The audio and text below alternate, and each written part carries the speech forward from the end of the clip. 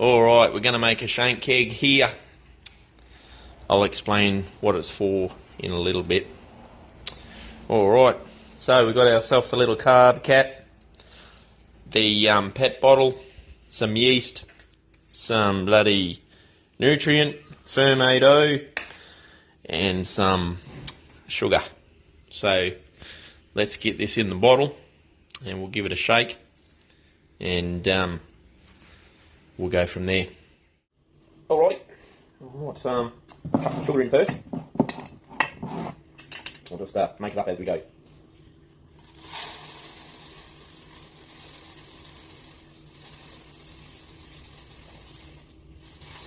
There we go. About just over 100 gram here.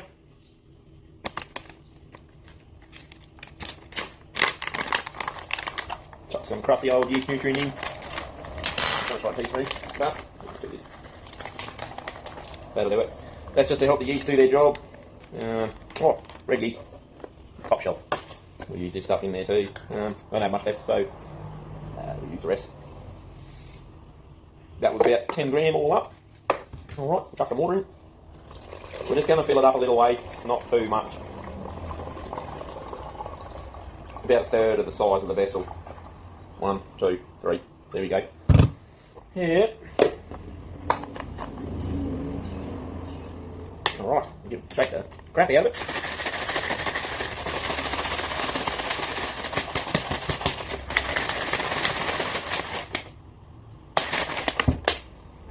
Alright, I'll be back soon.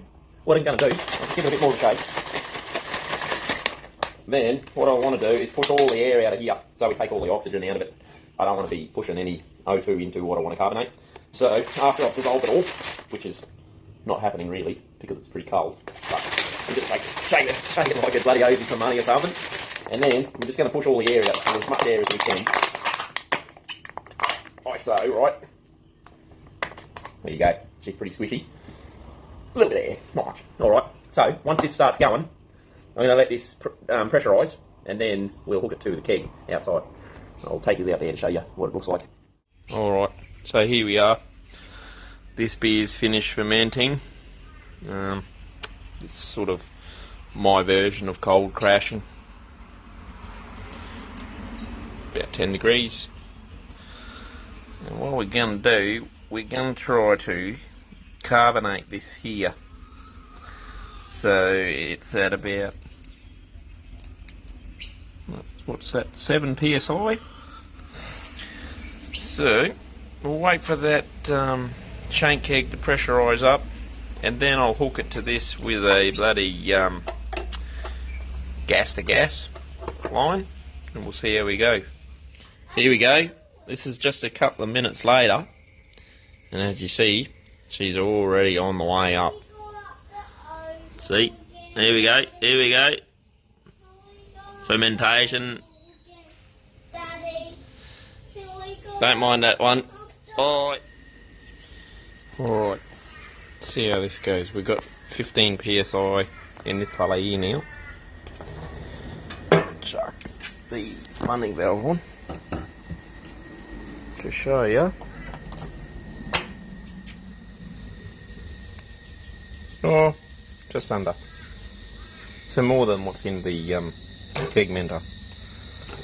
Let's have a look what's in here.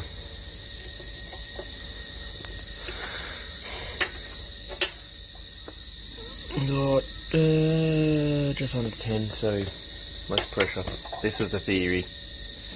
I'm going to use a liquid disconnect to a gas one over here. We'll chuck it on here. Let's see.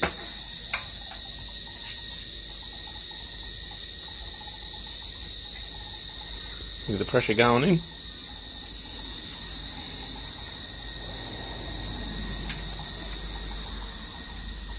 Alright, let's have a look. Let's have a look what the pressure is.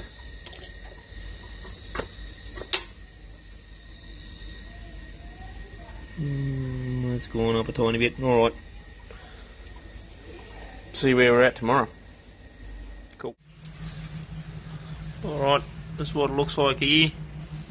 Bit of yeast stuck on the side.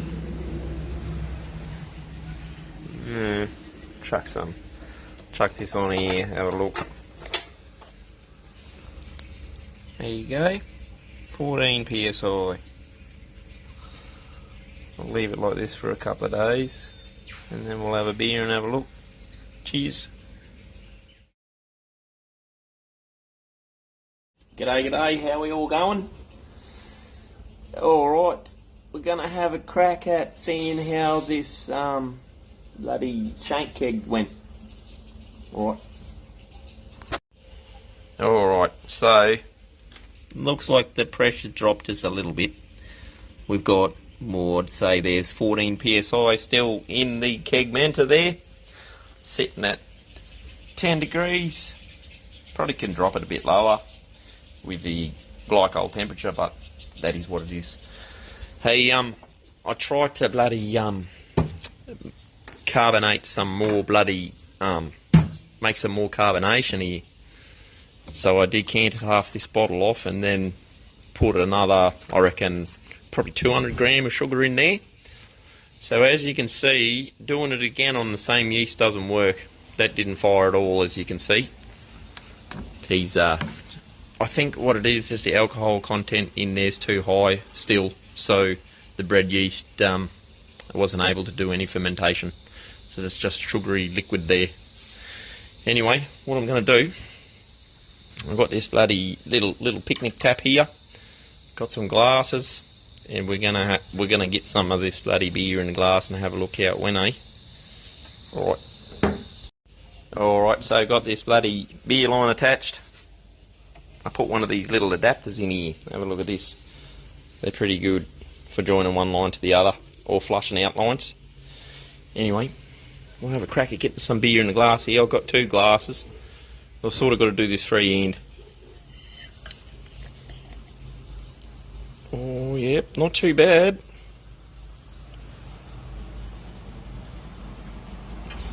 I had this glass here as a backup in case this one failed on me, but that's a pretty good pour if you ask me. Alright, we'll just chuck this back over here on the ground. Looking pretty good. Let me get it over here. Yeah, there you go. You can see the CO2 rising up here, so it's definitely carbonated. Whether or not it's got 2.3 volumes in it, like I was showing online there, or just before in the bloody video, I don't think so. I think you need a bit more time to get that level of carbonation, but that's looking not too bad at all. I thought we'd change to this view. There you go. Not a bad looking beer, but yeah, this is my wet hop number 2 beer. If you are on the Brewers Friend forum, you'd know all about it. Yeah, brewed it 2 weeks ago.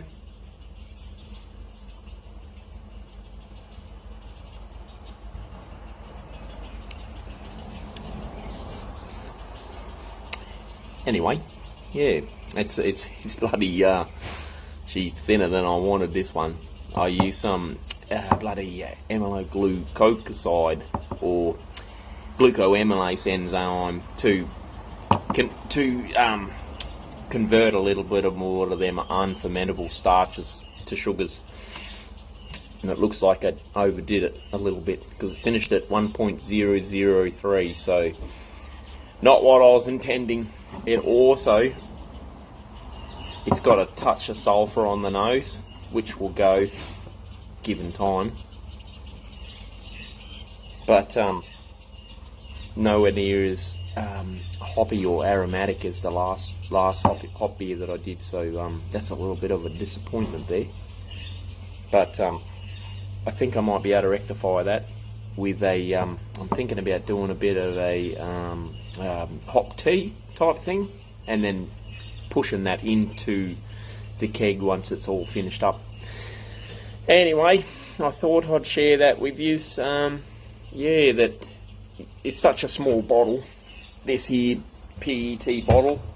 Maybe net, I could see that definitely a 2 litre bottle would definitely produce a lot more CO2 and it can hold a bit more pressure as well.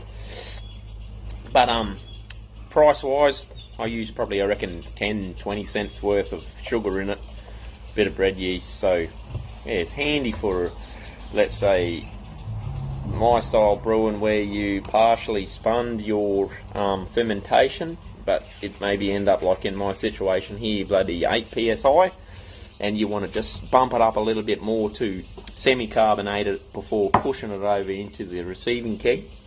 Then this is definitely a viable way to do it. It's only been 3 or 4 days since we did this shank bottle idea, so yeah, I'll be using a bit more of it and testing it a bit more of it out. I think what I'd really like to be able to do is to push all the beer out of the keg menta into the receiving keg using a shank bottle or keg.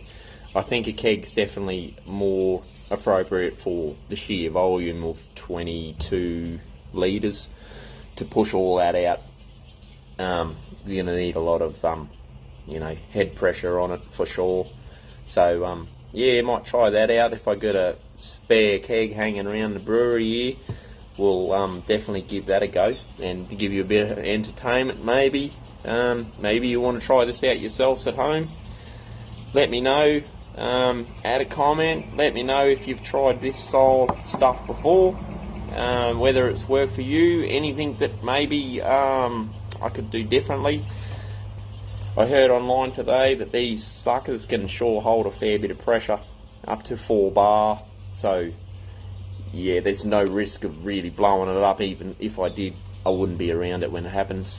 One thing I might say before we go is that potentially the way that I did it by using the gas out of here, pushing into the liquid side of my keg menta, if this went pear-shaped and sprung a leak, potentially we could end up with beer from the fermentation coming out into the bottle and then spilling out on the ground and come home to an empty keg.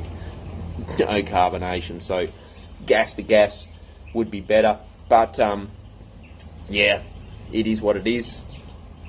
It's a risk. Anyway, thanks for watching. Cheers. Catch us next time. Have a good one. Bye.